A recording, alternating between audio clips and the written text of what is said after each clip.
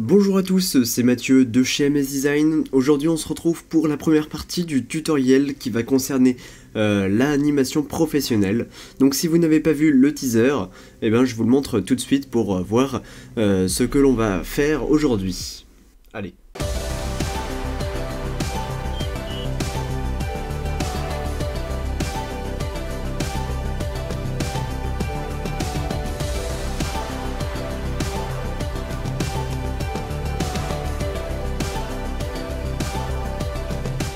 Voilà, maintenant que vous l'avez vu, eh ben, on va pouvoir commencer.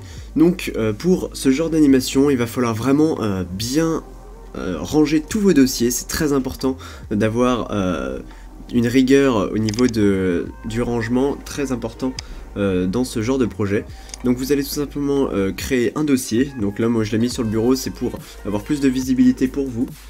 Et donc grâce à dans ce dossier en fait on va mettre vraiment tout ce que vous avez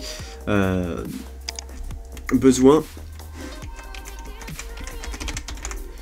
pour le projet. Donc on va créer un dossier ressources ici. Donc on va avoir besoin de déjà deux images. Donc là je vous les montre. C'est les deux images que vous avez vues en fond. Donc il y a Frog, enfin elle s'appelle Fog, ouais c'est Fog. Et puis cette image qui s'appelle Snow. Donc c'est ces deux images qui vont servir de background tout simplement. Donc vous allez mettre dans ressources. Ensuite on va pouvoir peut-être créer un nouveau dossier qui va concerner le After Effects. Mais honnêtement on va pas s'en servir pour l'instant. Donc je démarre After Effects, donc je travaille sur Adobe After Effects CC 2017. Donc si vous avez des problèmes, par exemple, bon pas dans ce tutoriel mais je vais utiliser des effets qu'il n'y a pas forcément dans CS6, etc. Donc je vous conseille de mettre à jour tous vos logiciels si vous en avez la possibilité. Donc voilà à quoi ressemble mon tutoriel, enfin ma composition. Tout simplement il y a un template global, donc ça s'appelle template. Ensuite il y a une scène 1 et une scène numéro 2. Donc la scène numéro 1, c'est celle qui va concerner la première scène tout simplement. Donc il y a quelques... Comme vous voyez, il y a quand même pas mal d'éléments, il va falloir tout gérer, ça va pas être difficile, vous inquiétez pas. Et dans cette scène 1, il va y avoir une autre composition très importante qui va être la photo. Ensuite dans la scène numéro 2, il y aura... c'est vraiment la même chose. Hop, on va enlever la grille. Voilà, donc c'est la même chose, hein, c'est... En gros, il y a la transition, donc là, c'est dans la scène 2, il y a la transition, et ensuite, dans la scène 2, il y a le contenant, donc j'ai appelé ça comme ça, et c'est tout simplement l'image, et puis toute la scène. Voilà, donc il va vraiment falloir bien s'organiser, donc on commence tout de suite par créer tout ce genre de dossier. Donc par exemple, j'ai créé un dossier projet, dans ce dossier projet, il y a le dossier audio, composition, donc photo, ici, sans S, bref, tous les solides, les vidéos, et donc dans la composition, on a la scène 1, la scène 2, et puis le template global, donc vraiment tout est bien organisé, et c'est vraiment le secret pour faire un très bon projet. Donc là, on va sauvegarder, CTRL S, je l'ai dit dans le teaser, ce tuto va s'adresser vraiment à des personnes qui savent manier After Effects, parce que ça va vraiment pas être un tuto pour débuter. On va utiliser vraiment des choses qui sont pas accessibles à tout le monde. Bon, on commence, donc vous créez un nouveau projet, vous créez une nouvelle composition qu'on appellera template, d'une durée de 20 secondes. En fait ça va vraiment dépendre de combien de scènes vous voulez faire. Moi j'ai mis 10 secondes par scène, donc pour l'instant, enfin je vais vous apprendre à faire déjà 2 scènes. De toute façon c'est répétitif, dès qu'on a fait 2 scènes en fait on peut en faire autant qu'on veut, c'est la même chose. Donc ensuite vous créez plein de dossiers, donc projet,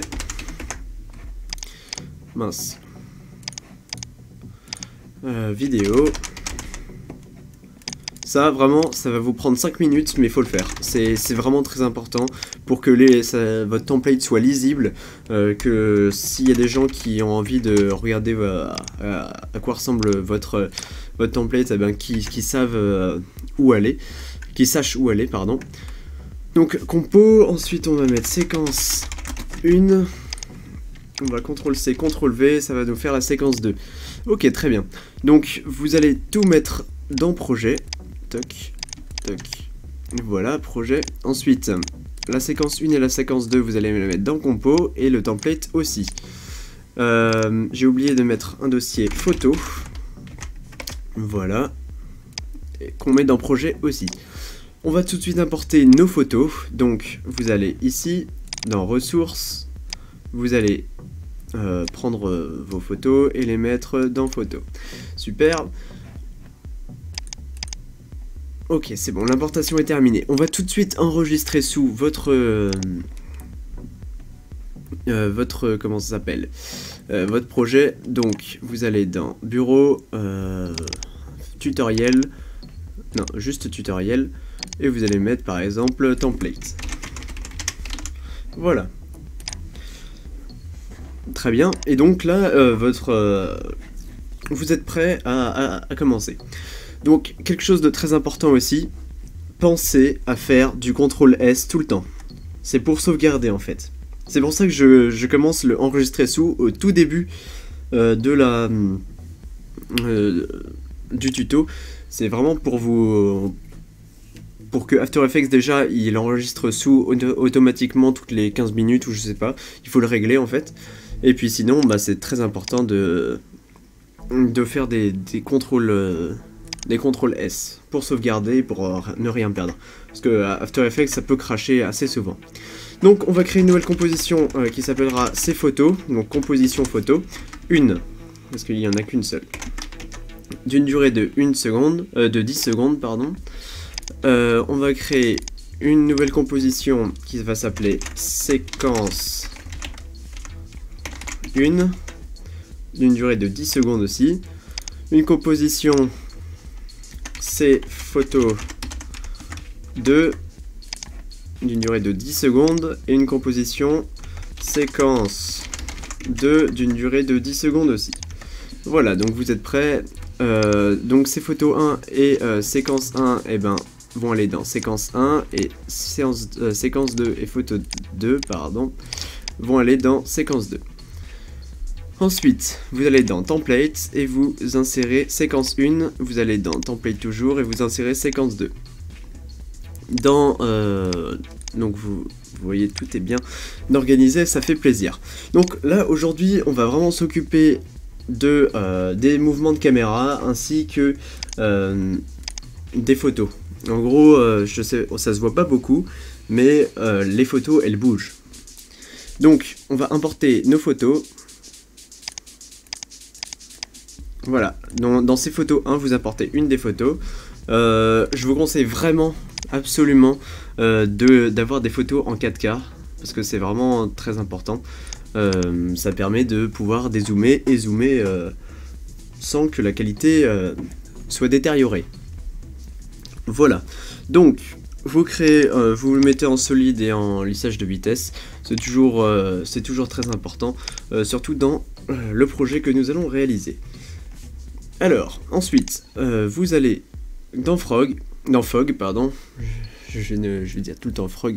Alors, vous allez dans Marionnette, l'outil Marionnette. Donc c'est un outil très intéressant qui va vous permettre de déplacer modifier, on va dire, à quoi ressemble la photo. Donc, il faut déjà les plans. Là, on a l'arrière-plan, là, le moyen, puis là, le premier plan. Donc, on va faire à peu près deux... Ah oui, le trossage automatique, donc ça, c'est au départ. On va faire à peu près deux points par plan. Donc, vous allez voir ensuite que ça devient beaucoup plus simple. Donc, j'en fais un là, et puis un petit peu plus bas. Voilà. Donc ensuite, il faut vraiment bien que vous soyez à 0 secondes. Alors en fait ce qui se passe c'est que vous allez ensuite vous allez cliquer sur Frog et vous allez sur U, donc ça va afficher toutes les clés. Vous allez quelques secondes plus tard, donc par exemple à 3 ou 4 secondes, je vais aller à 4 secondes, allez. Donc on va bouger toutes les marionnettes, donc vous sélectionnez tous vos points, Et puis vous allez pouvoir bouger, et vous allez voir que la photo elle va bouger. Donc vous allez dans position comme ça, et vous bougez le point. Et vous voyez que c'est complètement déformé. Donc, voilà. Il faut que After Effects ça calcule un petit peu, donc c'est pas si simple. C'est pas grave si ça dépasse, hein. Vraiment, c'est pas un problème.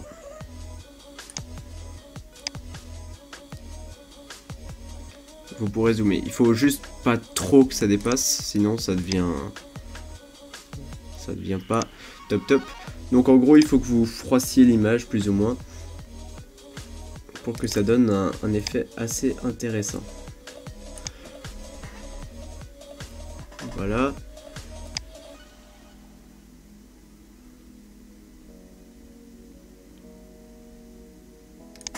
Ça me paraît bien.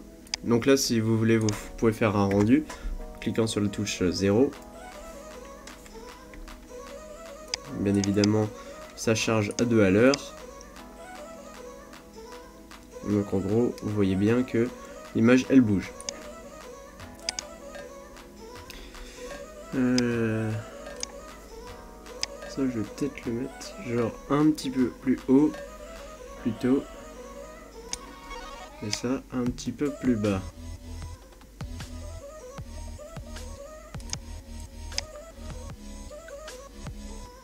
Voilà. Là, ça me paraît beaucoup mieux. Et donc ensuite, vous allez vous demander, mais comment on fait pour supprimer tous les noirs? Eh bien, c'est très simple. On va pouvoir zoomer. Donc, vous allez cliquer sur votre image, vous allez taper S. Et ça va ouvrir le raccourci de l'échelle. Donc l'échelle est à 33%, donc ça veut dire que vous avez beaucoup de marge. Vous allez pouvoir cliquer sur le chronomètre et puis augmenter tranquillement, par exemple jusqu'à un petit peu plus, 35, on va dire 40, voilà, 40 c'est déjà beaucoup, 36,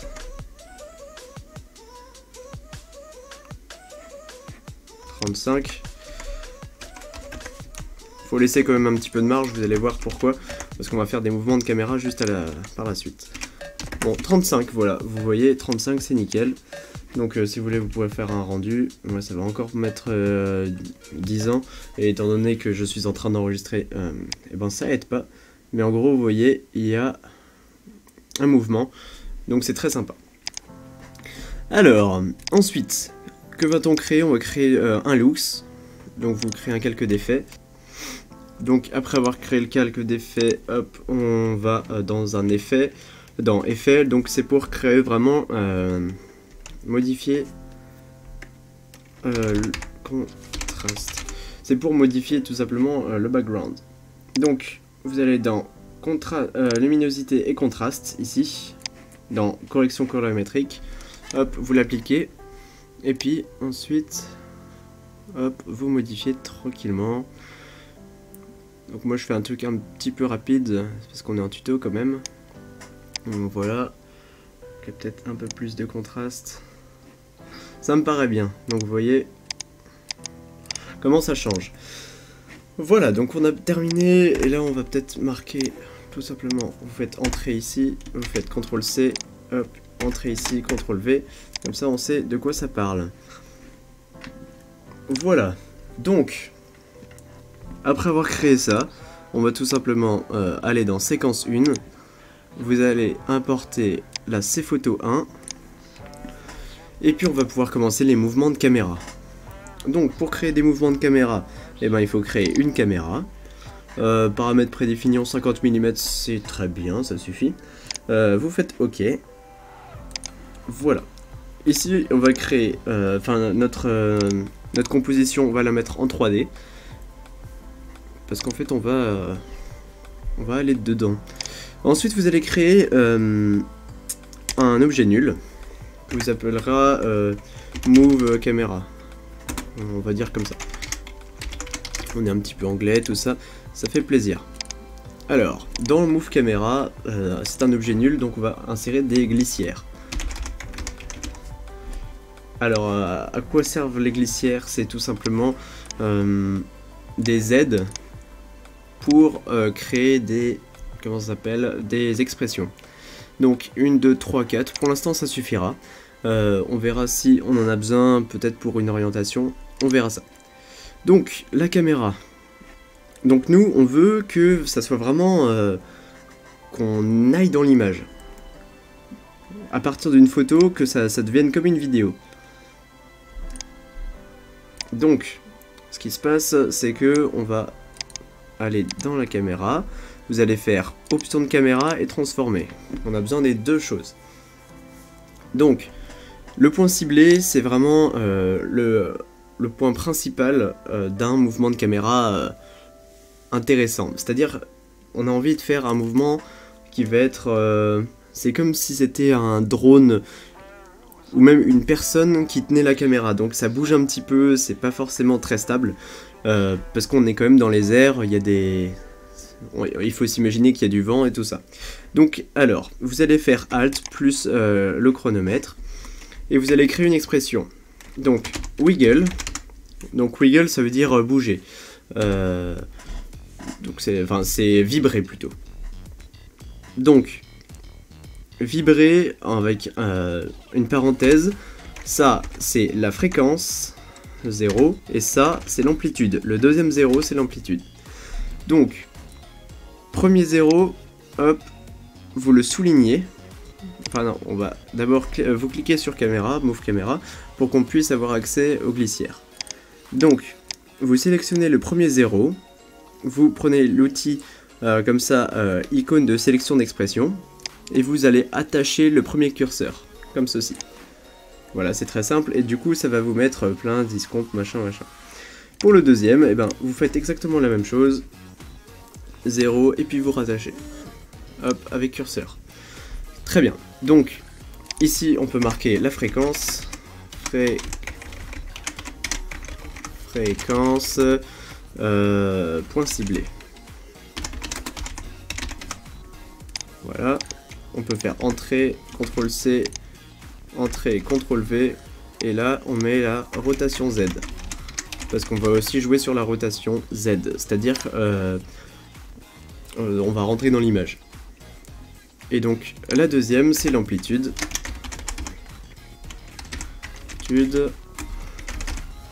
Point ciblé. Vous voyez là encore une fois on perd un petit peu de temps, mais c'est toujours très important de bien noter ce que vous faites pour ne pas être perdu. Hop, toc, toc, toc, toc. Ok, voilà. Donc, qu'est-ce que la fréquence? C'est le nombre de mouvements par seconde. Donc c'est 1 sur T, si vous avez suivi vos cours de physique-chimie. Donc, pour la donc ça c'est fait. Et donc pour rotation Z, vous faites Alt, et vous faites exactement la même chose. Wiggle, entre parenthèses 0,0. Fermez la parenthèse. Vous sélectionnez le 0. Ah mince, il est encore désélectionné lui. Ah, voilà. 0. Hop, vous sélectionnez la fréquence, enfin le curseur. Ensuite, le deuxième 0. Et vous sélectionnez le curseur amplitude. Ok, ensuite on va pouvoir mettre des valeurs à l'amplitude, enfin aux fréquences, aux glissières en fait, tout simplement. Eh bien, qu'est-ce qu'on va mettre? Donc là ça sera en pixels et là ça sera en rotation, ça sera en degrés. Donc au niveau des degrés on va vraiment pas mettre beaucoup. 2 degrés c'est déjà pas mal. Donc vous voyez ça bouge déjà ici. Et en fréquence on va mettre 0,2. Donc 0,2 fois par seconde ça va bouger. Au niveau de l'amplitude, là on peut mettre beaucoup plus parce que c'est en pixels. Donc on va mettre 30 pixels. En fréquence de 0,50. Allez, 0,60. Donc là, vraiment, il va falloir bien regarder ce que ça fait. Donc vous observez, et puis si vous trouvez ça trop rapide, et ben vous changez. Si vous trouvez ça trop lent, vous changez, etc. Donc là, par exemple, on a 1 seconde de rendu. Ok, on voit pas très bien. c'est pas top. Et donc là, voilà, donc vous allez avoir encore des petits problèmes au niveau des raccords. Donc c'est-à-dire qu'il va y avoir du noir qui va se faufiler un petit peu tout autour du calque. Enfin de la composition en l'occurrence. Donc là vous voyez, ça bouge, c'est assez sympathique. Et donc comment enlever ce problème? Et ben vous allez zoomer sur la composition. Donc on va mettre par exemple 105 et voilà, et là c'est nickel.